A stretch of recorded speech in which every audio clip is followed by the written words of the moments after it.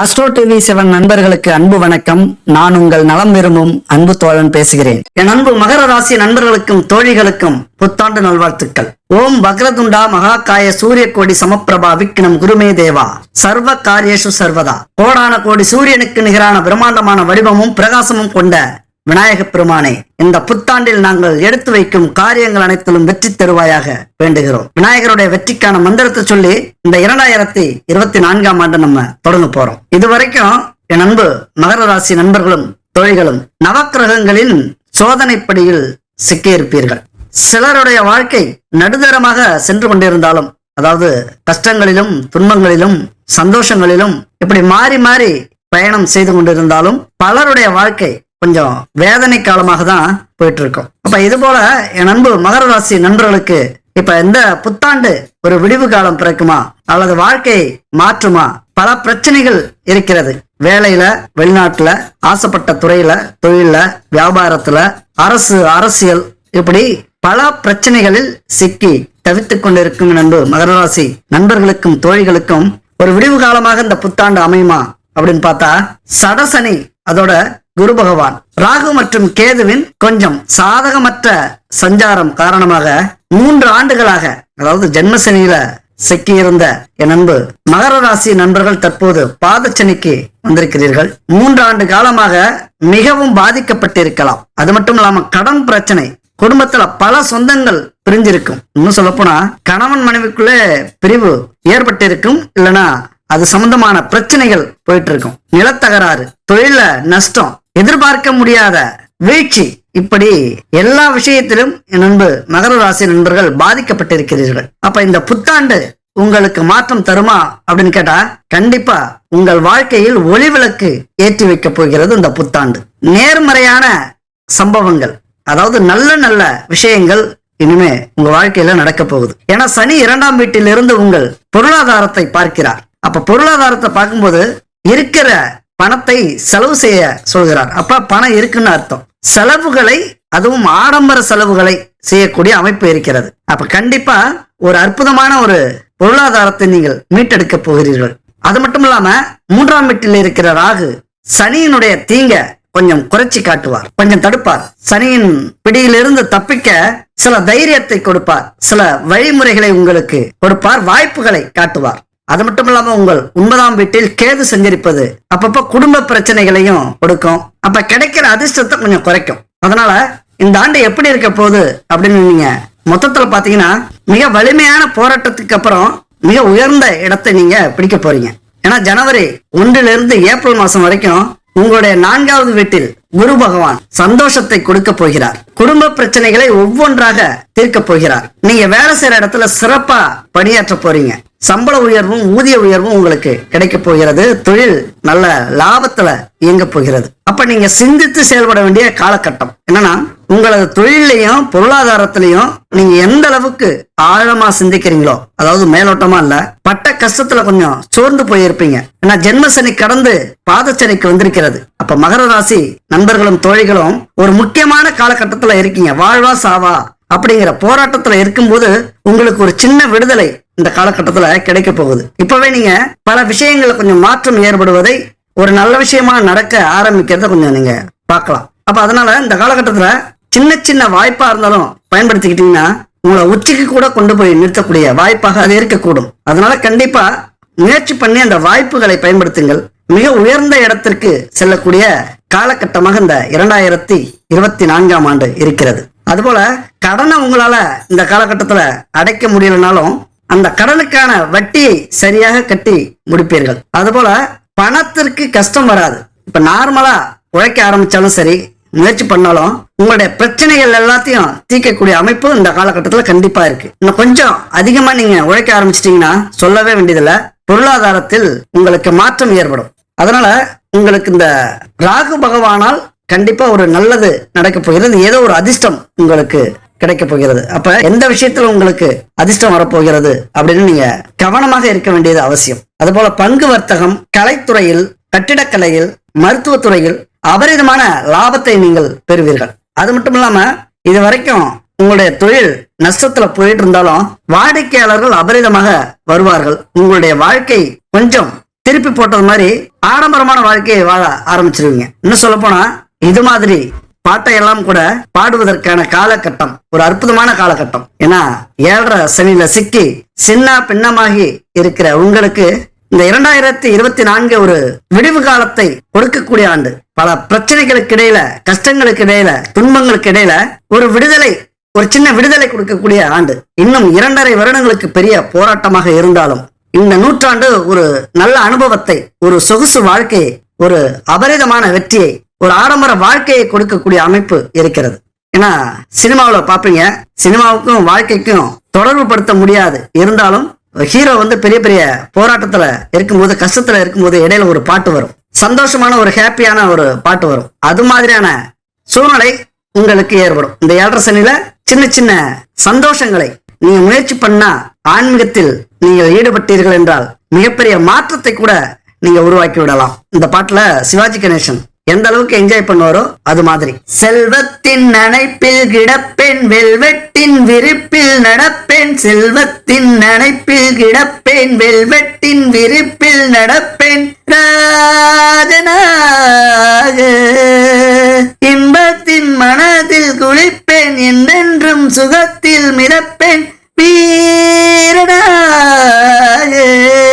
திருமகள் சம்மதம் தருகிறாள் என்னிடம், மனதிலே நிம்மதி மலர்வதோ புன்னகை, பொன்மகள் வந்தாள் பொருள் கோடி தந்தாள், பூமேடை வாசல் பொங்கும் தேனாக.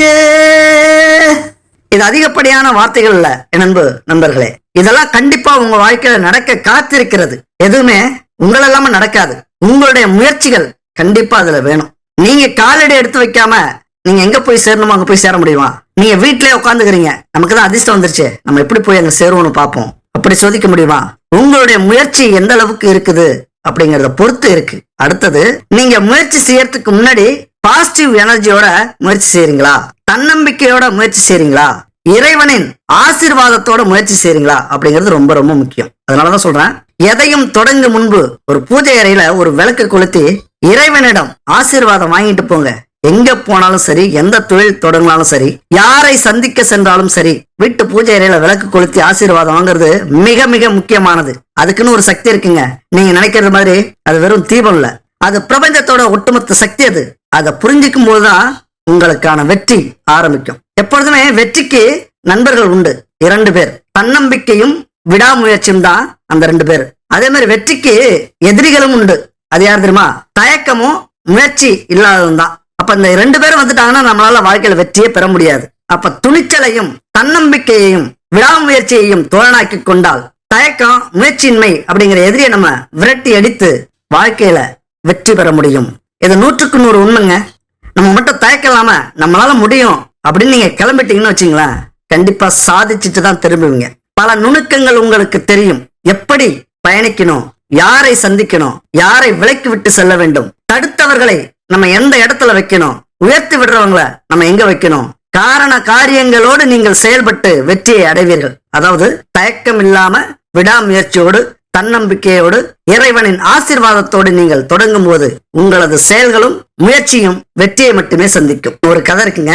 மாவீரன் நெப்போலியன் பத்தி உங்களுக்கு தெரியும். அலெக்சாண்டர் மாதிரி நெப்போலியனும் நிறைய வெற்றிகளை பார்த்தவர். ஒரு நாட்டை பிடிக்கிறதுக்கு போறதுக்கு முன்னாடி அது கப்பல்ல போனாலும் சரி, குதிரையில போனாலும் சரி, வாகனத்துல போனாலும் சரி, போய் சேர்ந்த உடனே அந்த வாகனத்தை அதெல்லாம் உடைச்சிருவாங்களாம், எரிச்சிருவாங்களாம், குதிரையை அவுத்து விட்டுருவாங்களாம். அது போல ஒரு நாட்டை பிடிக்கிறதுக்கு முன்னாடி அந்த கப்பலெல்லாம் எரிச்சிருவாங்களாம், படகுலாம் எரிச்சிருவாங்களாம். அப்ப இதை கேட்கும் போதே நமக்கெல்லாம் ஷாக்கா இருக்குல்ல. ஏன் நெப்போலியன் இப்படி செஞ்சாரு அப்படிங்கறத இந்த வீடியோட கடைசியில நம்ம பார்ப்போம். அதுக்கு முன்னாடி ஒரு முக்கியமான விஷயத்த பார்க்கலாம். அந்த இறைவனுடைய ஆசீர்வாதம் நமக்கு கிடைக்கணும்னா பூஜை ரொம்ப ரொம்ப முக்கியம். கோவில், ஆன்மீகம், பரிகாரங்கள், மந்திரங்கள் இதெல்லாம் முக்கியம். அப்ப அதுக்கெல்லாம் பயன்படுத்துற பொருள் உண்மையா தரமா இருக்கணும். அப்ப தரமான பொருட்கள் உங்களுக்கு வேணும்னா இந்த குட் பேபி அப்படிங்கிற நம்பரை கான்டெக்ட் பண்ணுங்க. பஞ்சகாவிய விளக்கு, பஞ்சதீப எண்ணெய், பஞ்சகாவிய சாம்பிராணி, 9 பூஜை பொருட்கள் கலந்து செஞ்ச அரிசி கோலமாவு, இப்படி தரமான பூஜை பொருட்கள்லாம் எங்கள்கிட்ட இருக்கு. உங்களுக்கு தேவைன்னா கான்டெக்ட் பண்ணி வாங்கிக்கங்க. இது ஒரு விளம்பரம் தான், தேவைன்னா எடுத்துக்கங்க, இல்லைன்னா விட்டுருங்க. சரி, இப்ப உங்களுடைய ராசி பலன்களுக்கு வருவோம். அதுபோல உங்கள் வாழ்க்கை தரம் பெரிய பெரிய சந்தோஷங்களை அனுபவிக்கலனாலும் இந்த 7.5 சனியில சின்ன சின்ன சந்தோஷங்களை கண்டிப்பா அனுபவிப்பீங்க. அது மட்டும் இல்லாம இன்னொரு நல்ல செய்தி என்னன்னா, மே 1 ஏதாவது ஒரு பெரிய அதிர்ஷ்டம் உங்களுக்கு கிடைக்க போகிறது. ஏதாவது ஒரு அதிர்ஷ்டம், நீங்க எதிர்பார்க்க முடியாத ஒரு அதிர்ஷ்டம் கிடைக்க போகுது. ஏன்னா 7 ஆண்டுகளுக்கு பிறகு குரு பகவான் உங்கள் ஜென்ம ராசியை பார்க்கிறார். 7.5 சனியில தீய விளைவுகள் இருந்தாலும் இந்த ஜென்ம சனியை பார்க்கறது உங்களுக்கு அற்புதமான ஒரு அதிர்ஷ்டத்தை கொடுக்க போகிறது. அது மட்டும் இல்லாம ராகு உங்கள் அதிர்ஷ்டத்தை பல மடங்கு பெருக்க போகிறார். நீங்க செய்யற எதுவா இருந்தாலும் அது பெரும் வெற்றியை பெறப்போகிறது. இல்லைன்னா ஒரு புதையலோ, ஒரு லாட்டரியில ஒரு பெரிய அமௌண்டோ அல்லது பெரிய ஒப்பந்தமோ, இப்ப நீங்க தொழில் செஞ்சீங்கன்னா உங்களுக்கு வங்கி கடன் பெருசா கிடைக்கலாம். இல்ல தொழில்முறை ஒப்பந்தம், லட்சத்துல பிசினஸ் பண்ணிட்டு இருக்கும் போது கோடியில அது மாறலாம். ஆயிரக்கணக்கில் பிசினஸ் பண்ணிட்டு இருந்த என் நண்பர் மகர ராசி நண்பர்களும் தோழிகளும் லட்சத்துல மாறலாம். இப்படி ஏதாவது ஒரு பெரிய மாற்றம் இந்த காலகட்டத்துல இந்த ராகு பகவானால் இருக்கக்கூடிய வாய்ப்புகள் இருக்கிறது. அப்ப 7.5 சனியா இருந்தாலும் சோர்ந்து போகாம உங்களுக்கான வாய்ப்பை நீங்க பயன்படுத்த ஆரம்பிக்கும் போது அந்த அதிர்ஷ்டத்தை நீங்கள் பெறுவீர்கள். அது மட்டும் இல்லாம உங்களுடைய ஆரோக்கியம், உறவு, தொழில், பொருளாதாரம் இதெல்லாம் பெரிய மகிழ்ச்சி இல்லைனாலும் சின்ன சின்ன மகிழ்ச்சியை கண்டிப்பா நீங்க அனுபவிப்பீங்க. அது மட்டும் இல்லாம உங்க குடும்பம் பெயரையும் புகழையும் பெறும். ரொம்ப சந்தோஷமா இருப்பீங்க இந்த 2024ஆம் ஆண்டு. அதுபோல நம்ம அந்த பாட்டு பாடுவீங்க, சந்தோஷமா இருப்பீங்க அப்படின்னு சொன்ன மாதிரி சும்மா இருந்துட்டா அது நடந்துடாது. தயவு செஞ்சு வாய்ப்பை பயன்படுத்துங்க, முயற்சி பண்ணுங்க. முக்கியமா ஆன்மீக பயணத்தில் ஈடுபடுங்க. ஏன்னா ஆன்மீகம் இல்லாமல், அந்த இறைவனுடைய அருள் இல்லாமல், இறைவனுக்கான பரிகாரம் இல்லாமல் வீட்டுல பூஜை செய்யாம நம்ம எந்த ஒரு அதிர்ஷ்டத்தையும் பெற முடியாது.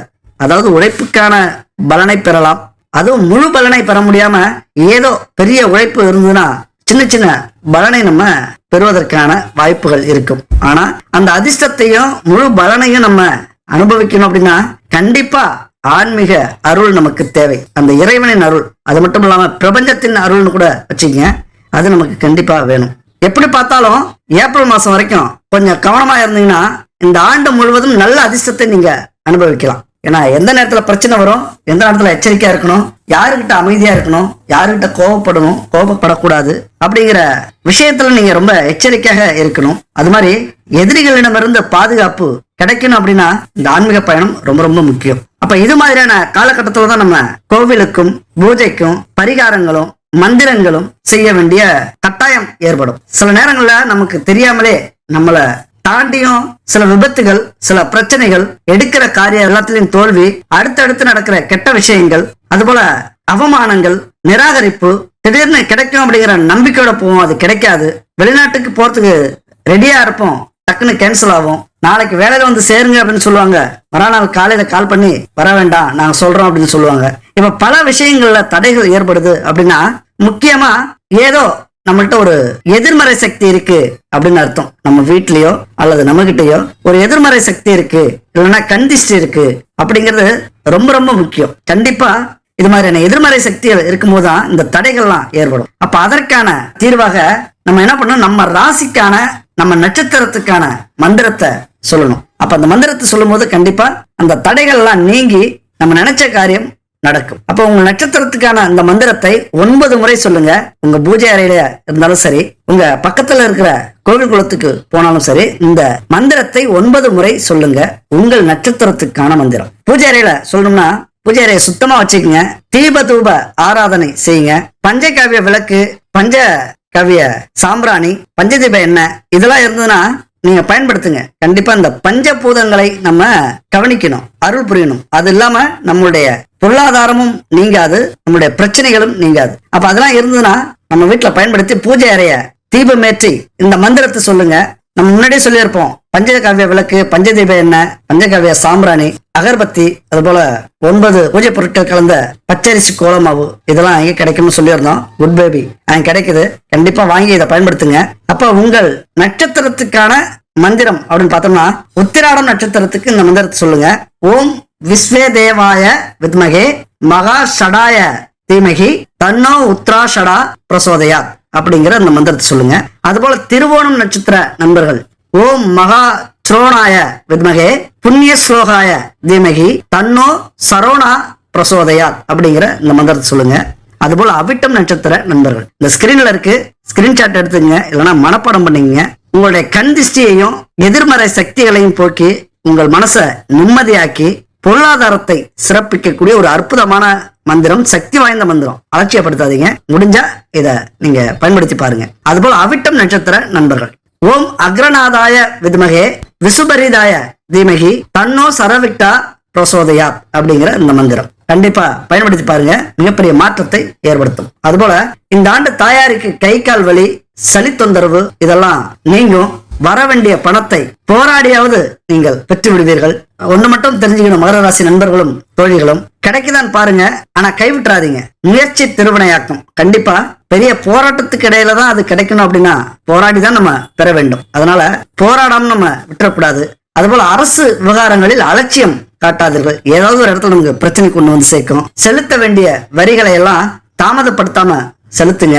அதுபோல சித்தர்களை சந்திக்க வேண்டிய சூழ்நிலை எங்கேயாவது அமைஞ்சதுன்னா கண்டிப்பா அவர்களுடைய ஆசீர்வாதத்தை வாங்குங்க. இல்லைன்னா அதற்காகவே நம்ம போகலாம். சித்தர்கள் இருக்கிற இடங்கள் நிறைய மலைப்பகுதிகள்லாம் இருக்கு, புனிதமான மலைப்பகுதிகள். அங்கெல்லாம் போயிட்டு அவருடைய ஆசீர்வாதத்தை மகர ராசி நண்பர்களும் தோழிகளும் வாங்குவது பூர்வ ஜென்ம பலன்களை கொடுக்கும். அதுபோல வாகன பயணத்தில் கவனமாக இருங்க. அடுத்தவங்க விஷயத்துல தலையிடாதீங்க. வழக்குகள் நடந்தா அதுல அவசரப்படாதீங்க. இந்த வருஷம் முடிகிற வரைக்கும் பாதச்சனி உங்களுக்கு இருக்கிறதுனால 7.5 சனியில கொஞ்சம் வீண் அலைச்சல், டென்ஷன், கோபம், அதுபோல சந்தேகம், குடும்பத்துல துணையிடம் இதெல்லாம் அப்பப்ப வந்து போகும். இது எல்லாமே நம்ம பொறுமையா இருந்தா பெரிய கஷ்டம் வர்றதை தடுக்க முடியும். நம்ம அலட்சியமா இருந்துட்டோம்னா ஏதோ சின்ன சண்டை தானேன்னு நம்ம போட்டுருவோம், ஆனா அது பெரிய பிரச்சனைக்கு கொண்டு போய் விட்டுரும். அதனால இந்த 7.5 சனி பாதச்சனி இருக்கிறதுனால ரொம்ப பொறுமையாக சிந்தித்து செயல்பட வேண்டிய காலகட்டம். ஆனா உழைக்கிறதுல யோசிக்காதீங்க. கடுமையான உழைப்பை நீங்க போடும்போது பெரிய பெரிய பிரச்சனை எல்லாம் உங்களால தீர்க்க முடியும். அதுபோல வரவுக்கு மிஞ்சிய செலவுகள் இருக்கும். எதையுமே அறிவுபூர்வமாக ஆராய்ந்து முடிவெடுங்கள். இருந்தாலும் ஓய்வெடுக்க முடியாத உழைப்பு இருக்கும் இந்த காலகட்டத்துல. அதுக்காக வருத்தப்படாதீங்க. கண்டிப்பா இந்த உழைப்பு உங்கள் காலத்துக்கு உங்களை தாங்கி பிடிக்கக்கூடிய அமைப்பை கொடுக்கும். அதுபோல மனசுல இனம் புரியாத கவலைகள் வந்து போகும். ஏதோ தனிமையா இருக்கிறது மாதிரியான ஒரு உணர்வு உங்களுக்கு ஏற்படும்.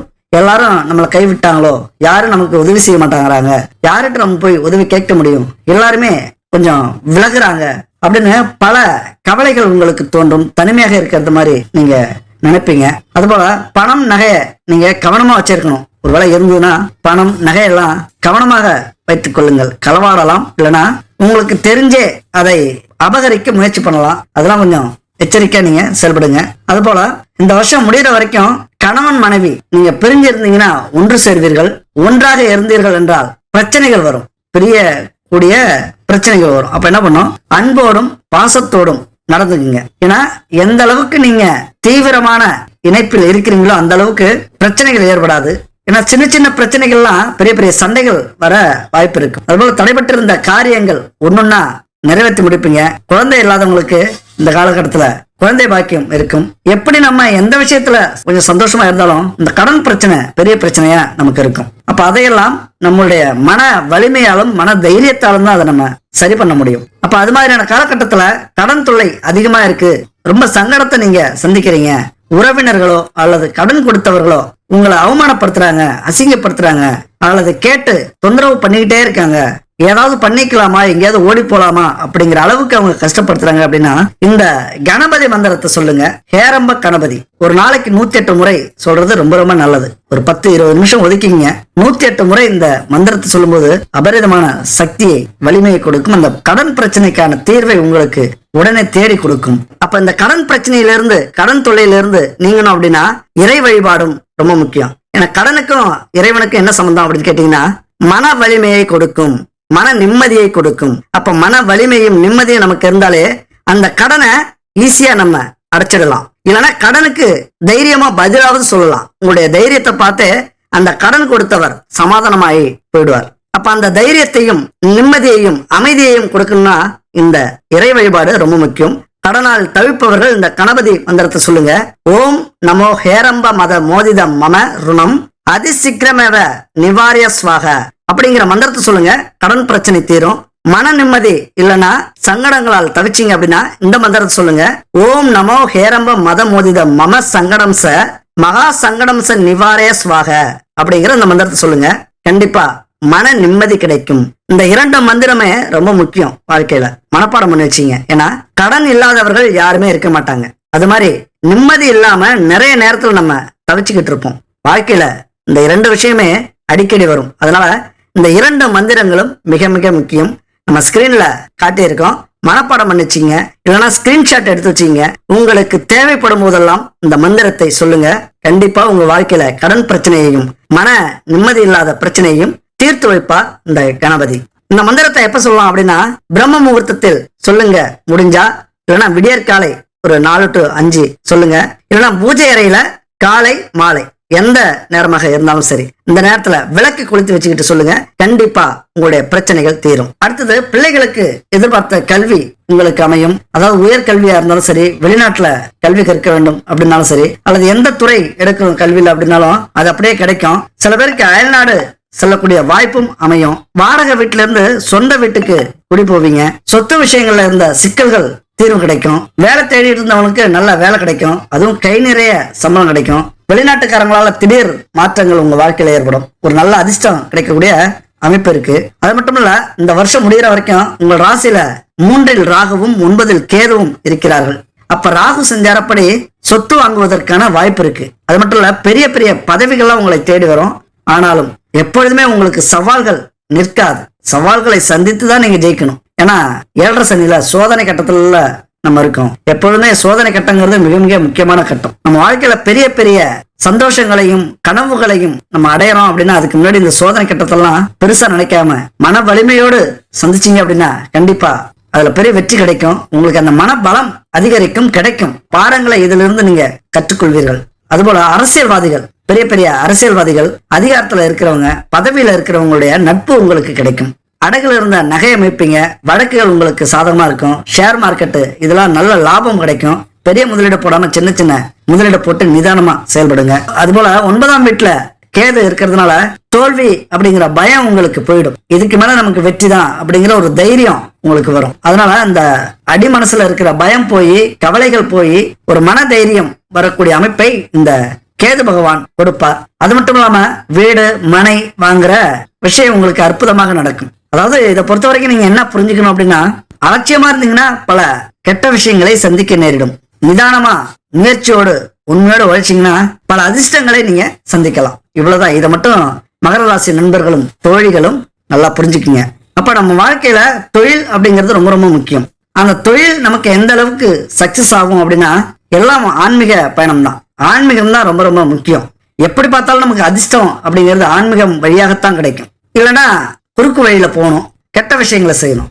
அப்ப அதனால நம்மளுடைய செல்வங்கள் நிலைக்காது. அப்ப நேர்வழியில இருக்கணும் அப்படின்னா ஆன்மீகத்தில் பயணம் செய்து உண்மையா உழைக்கணும். இப்ப அது மாதிரியான காலகட்டத்துல இந்த பஞ்சபூதங்களுக்கு நம்ம சில பரிகாரங்களை செய்யும் போது அற்புதமான பலம் நமக்கு கிடைக்கும். பஞ்சபூதம் அப்படின்னா நிலம், நீர், காற்று, ஆகாயம், நெருப்பு. அப்ப இதற்கான பரிகாரங்களை நம்ம செய்யும் போது கண்டிப்பா இது சம்பந்தப்பட்ட தொழில் எல்லாருமே நம்ம செய்வோம். அப்ப இதனுடைய உதவி நமக்கு தேவை. அப்ப அதற்கான மந்திரத்தை, அதற்கான பரிகாரத்தை நம்ம செய்யறதும் சொல்றதும் மிக மிக நல்லது. பஞ்ச சக்திகளான பராசக்தி, ஆதிசக்தி, இச்சாசக்தி, கிரியாசக்தி மற்றும் ஞான சக்தி, இந்த மூர்த்திகளையும் இந்த சக்திகளையும் நம்ம மந்திரங்கள் கொண்டு கும்பிட்டோம் அப்படின்னா இந்த பஞ்சபூதங்களுடைய சக்தி நமக்கு கிடைக்கும். அப்ப அதனால பிரச்சனைகள் நமக்கு தீர்வதற்கு ஒரு அற்புதமான வழிகள் கிடைக்கும். நம்முடைய அண்டம், இந்த பிரபஞ்சம் முழுவதுமே இந்த பஞ்சபூதங்களால தான் உருவானது. அப்ப இந்த பஞ்சபூதங்கள் நமக்கு சாதகமாக இருக்கிறதுக்கு ஒரே வழி இந்த பரிகாரங்கள்.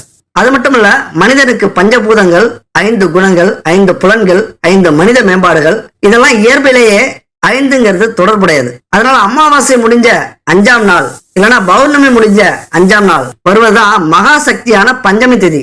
இந்த நாள்ல நம்ம 5 முகங்கள் கொண்ட குத்து விளக்குல 5 எண்ணெய்களை கலந்து விளக்கேற்றி வழிபாடு செய்யணும். 5 எண்ணெய் அப்படின்னா பஞ்சதீப எண்ணெய். அது போல பஞ்சகாவிய விளக்கு, பசுமாட்டிலிருந்து எடுக்கப்பட்ட தயிர், பால், ஹோமியம், சாணம், நெய், இதுல செய்யப்பட்ட பஞ்சகாவிய விளக்கு, பஞ்சகாவிய சாம்பிராணி, இதெல்லாம் நம்ம வீட்டுல வச்சு பரிகாரங்கள் செய்யும் போது இந்த பஞ்சபூதங்கள் நமக்கு அருளை கொடுக்கும், நமக்கு சாதகமா செயல்பட ஆரம்பித்து விடும். அந்த நேரத்துல இந்த மந்திரத்தை சொல்லுங்க, ஓம் ஸ்ரீ பஞ்சமி தேவியை நமக. அப்ப பஞ்சபூதங்களுக்கான மந்திரம் இது. நீங்க எந்த தொழில் செஞ்சாலும், எந்த வேலை செஞ்சாலும் இந்த 5 விஷயங்கள், அதாவது நீர், நிலம், காற்று, ஆகாயம், நெருப்பு, இந்த பஞ்சபூதங்கள் இல்லாம நம்ம எந்த தொழிலும் செய்ய முடியாது. நம்ம வாழ்க்கையே இந்த பூமியில இயங்காது. அப்ப அதற்கான மந்திரம் தான் இந்த மந்திரம், ஓம் ஸ்ரீ பஞ்சமி தேவியை நமக இந்த மந்திரத்தை சொல்லுங்க, உங்களுக்கு சாதகமாக மாறும். அதுக்கப்புறம் வியாபாரிகள், வேலையில இருக்கிறவங்க, இவங்கெல்லாம் கொஞ்சம் எச்சரிக்கையா சூதானமா இருங்க. கொஞ்சம் தோல்விகளால் நீங்க துவளக்கூடிய வாய்ப்பு, துரோகம் உங்களுக்கு நடக்கக்கூடிய வாய்ப்பு. முதலீடு பெருசா போடாதீங்க, சின்ன சின்ன முதலீடா போட்டு லாபத்தை பெருக்குங்கள். அதுபோல வியாபாரம் செய்யறவங்களுக்கு எல்லாம் நல்ல பணம் வரும், பாக்கிலாம் இல்லாம முழுசா வந்து சேரும். புது புது தொடர்புகள் உங்களுக்கு கிடைக்கும். அதாவது உங்கள் வியாபாரத்துல வியாபாரம் செஞ்சவங்க போய் வாய் மூலியமாவே சொல்லி அப்படி உங்களுடைய மார்க்கெட் பரவும். அதுபோல வேலையாட்கள்லாம் கொஞ்சம் அப்படி இப்படின்னு பிரச்சனை பண்ணக்கூடிய வாய்ப்புகள் இருக்கும் இந்த 2.5 ஆண்டுகளுக்கு. அதனால கொஞ்சம் நிதானமா இருங்க. அதுபோல ஜூன் மாசத்துல ஒப்பந்தங்கள் கையெழுத்தாகும். பெரிய பெரிய ஒப்பந்தங்கள்லாம் உங்க கைக்கு வரும். வாடிக்கையாளர்கள் உங்களை தேடி வருவாங்க. அப்ப உணவு, மருந்து, இரும்பு, பிளாஸ்டிக் இந்த தொழில் செய்யறவங்களாம் மிகப்பெரிய அதிர்ஷ்டத்தையும் லாபத்தையும் அடையக்கூடிய ஆண்டு இந்த ஆண்டு. அதுபோல அக்டோபர், நவம்பர் மாதங்கள்ல அரசியலால் உங்களுக்கு பெரிய ஆதாயம் கிடைக்கும். வேலை செய்யறவங்களுக்கு எல்லாம் வேலைச்சுமை அதிகரிக்கும். மேலதிகாரி உங்களை தவறா புரிஞ்சுப்பாரு. அதுக்கப்புறம் உங்களுடைய திறமையை பார்த்து பாராட்டுவாரு. பதவி உயர்வு கொடுக்கக்கூடிய அமைப்பும் இருக்கு. அதுபோல டக்குன்னு அடுத்தவர்களுக்கு உதவி செய்ய முயற்சி பண்ணாதீங்க. அந்த உதவிகள் கூட உபத்திரவமாக மாறிவிடும். சட்டத்திற்கு புறம்பாக யாருக்குமே உதவ வேண்டாம், யாரு கூடயும் சேர்ந்து வேலை செய்ய வேண்டாம். ஏன்னா 7.5 சனி நம்ம வீட்டிலேயே நாட்டாம இருக்கிறாரு. நம்ம வீட்டிலேயே நீதிபதி இருந்தாரு அப்படின்னா நம்ம தப்பு செய்யலாமா? எந்த காரணத்தை கொண்டும் என் அன்பு மகர ராசி நண்பர்களும் தோழிகளும் நீதிக்கு புறம்பாக, சட்டத்திற்கு புறம்பாக, அநியாயத்திற்கு துணை போகவே போகாதீர்கள். ரொம்ப ரொம்ப முக்கியமான கட்டம் இது. ஏன்னா இது வரைக்கும் எல்லாம் அனுபவிச்சுட்டீங்க ஏற்கனவே, அப்புறம் மறுபடியும் நம்ம அனுபவிக்க கூடாது. ஏன்னா அந்த நேரத்துல டக்குன்னு காட்டி கொடுத்துருவார். ஏன்னா கேமரா இருக்கும்போது நம்ம செய்யற தப்பு வெளியே தெரியாம இருக்குமா? ஆனா கேமராவே இல்லைனாலும் இந்த தப்பு வெளியில தெரியும். சனி பகவான் இருக்கிறார். அதுபோல மே, ஜூன் மாசத்துல வெளிநாட்டு வாய்ப்புகள் உங்களுக்கு அதிகமா கிடைக்கும். சம்பள உயர்வு அதிகரிக்கும். எப்படி பார்த்தாலும் மொத்தத்துல இந்த ஆண்டு நிறைய கஷ்டங்களை கொடுத்தாலும், பாடங்களை கற்றுக் கொடுத்தாலும், உங்களுடைய போராட்டத்தினாலும் முயற்சியினாலும் மிகப்பெரிய வெற்றியை அடைவீர்கள். அதுபோல இதுக்கப்புறம் உங்களுக்கு இந்த கஷ்டமே வராத அளவுக்கு நீங்க சரியான திட்டத்தை தீட்டி வைத்துக்கொண்டு அதன் மூலியமா முயற்சி பண்ணுவீங்க. அதனால எப்பொழுதுமே எவ்வளவு கஷ்டங்கள் வந்தாலும் சோர்ந்து போகாமல் வெற்றியை நோக்கி பயணிப்பது உங்களது கட்டாயம். அப்ப என்ன பண்ணலாம், இந்த மந்திரத்தை நீங்க சொல்லுங்க. அதாவது வெற்றிக்கான மந்திரம். இந்த ஆண்டு நீங்க மிகப்பெரிய வெற்றி அடையணும், துரோகிகளிடமிருந்து, தோல்விகளிலிருந்து விடுபடணும் அப்படின்னா இந்த மந்திரத்தை சொல்லுங்க. இந்த மந்திரம் சொல்றதுலாம் பெரிய வேலை இல்ல. ஆகாயத்தை வில்லா வளைக்கணும், மணலை கயிறா கட்டணும் அப்படிங்கிற அளவுக்குலாம் பெரிய கஷ்டம்லாம் இல்ல. அதாவது ஒரு பூஜை அறை, இல்லைன்னா ஒரு தெரு முனை, இல்லைன்னா அமைதியா இருக்கிற ஒரு இடம், காலையோ மாலையோ இரவோ எதுவாக இருந்தாலும் ஒரு அரை மணி நேரம் இந்த மந்திரத்தை சொல்லுங்க. ஓம் ஸ்ரீம் ஹ்ரீம் க்ளீம் வாமே நம ஸ்வாக. ஓம் ஸ்ரீம் ஹ்ரீம் க்ளீம் வாமே நம ஸ்வாக. ஆனா இந்த மந்திரத்தை உதடு அசையாமல், நாக்கு உச்சரிக்காமல், மனதிற்குள் ஆழமாக, மிக மிக ஆழமாக 20 நிமிட நேரம் தொடர்ச்சியாக இதை நீங்க சொல்லணும். உங்கள் வார்த்தை இந்த பிரபஞ்சத்துக்கு போறதுக்கு முன்னாடி உங்களுடைய மனம் இந்த பிரபஞ்சத்தை எட்ட வேண்டும். இதனால நீங்க நினைச்சதெல்லாம் நடக்க போறதையும், வாழ்க்கையை மாற போறதையும் சில நாள்ல நீங்க பாப்பீங்க. அப்ப இது மாதிரியான நேரத்துல நம்ம ஆன்மீகத்துல அதிகமா ஈடுபடும் போது பல பேர் நம்மளை கிண்டல் பண்ணுவாங்க. மந்திரமா, மாயமா, தன்னம்பிக்கை இல்லாத கோழைகள் இவர்கள் அப்படின்னு நம்மளை திட்டுவாங்க. அதற்கான பதிலடியை நீங்கள் கண்டிப்பா கொடுக்க வேண்டிய காலகட்டம் அது. அதற்கான பதிலடியை அந்த மந்திரம் கண்டிப்பா கொடுக்கும். அந்த மந்திரம் எப்படி தெரியுமா? ஒரு ஆத்துல எதுவுமே இல்லாம சிக்கிக்கிற ஒருத்தனுக்கு அந்த நேரத்துல ஒரு பெரிய கட்ட கட்டுச்சுன்னா எவ்வளவு சந்தோஷப்படுவான். அது மாதிரியான சூழ்நிலை தான் இந்த மந்திரம். இந்த மந்திரத்தை சொன்னீங்கன்னா போதும், அனைத்து பிரச்சனைகளும் தீரும். சரி, இந்த வீடியோவோட நம்ம கடைசிக்கு வந்துட்டோம். நெப்போலியன் ஒரு நாட்டை பிடிக்க போகும்போது ஆற்றை கடக்கும் போது அந்த படகுகள்லாம், கப்பல் எல்லாம் எரிச்சிருவாரு அப்படின்னு சொன்னோம். அது ஏன்னா வெற்றி பெறாமல் புறமுதுகு காட்டி நாட்டுக்கு திரும்பி ஓடிட்டா, அதாவது கூட வந்தவங்க, அதற்கான வழியே இல்ல அப்படிங்கிற ஒரு மனப்பான்மையை ஏற்படுத்தத்தான். வீரர்களுடைய மனதுல வேற வழியே இல்ல, நம்ம இந்த போர்ல ஜெயிச்சே ஆகணும், ஒண்ணு வெற்றி இல்லைன்னா மரணம். அது மாதிரியான ஒரு மனநிலை வீரர்களுக்கு வர வேண்டும் அப்படிங்கிறதுக்காக தான் அந்த படகையும் கப்பலையும் நெப்போலியன் எரித்து விடுவாராம். இந்த செயல் நிச்சயம் எதிரிகளை வீழ்த்த வேண்டும் அப்படிங்கிற வைராக்கியத்தை அந்த வீரர்களுக்கு கொடுத்ததாம். அதனால பல போர்கள்ல நெப்போலியன் ஜெயிச்சிருக்காரு. இதெல்லாம் நெப்போலியன் வெற்றி ரகசியங்கள்ல ஒண்ணு. அதனால உங்களை நீங்க பூனையாக நினைச்சுக்கிட்டீங்கன்னா நீங்க பூனைதான். சிங்கமாக நினைத்து கொண்டால் நீங்கள் சிங்கம் தான். அதாவது மனசு எவ்வளவு துணிச்சலோட இருக்குதோ அந்த அளவுக்கு நமக்கு வெற்றி உறுதி. நெப்போலியன் மட்டுமல்ல, இந்த உலகத்துல தயக்கம் சோர்வையும் தவிர்த்து துணிச்சலுடன் செயல்பட்டவர்கள் எல்லாம் இன்று வெற்றியாளர்கள், கோடீஸ்வரர்கள். அதனால வரலாற்றுல அவர்கள் மாதிரி நம்மளால இடம் பிடிக்க முடியும்.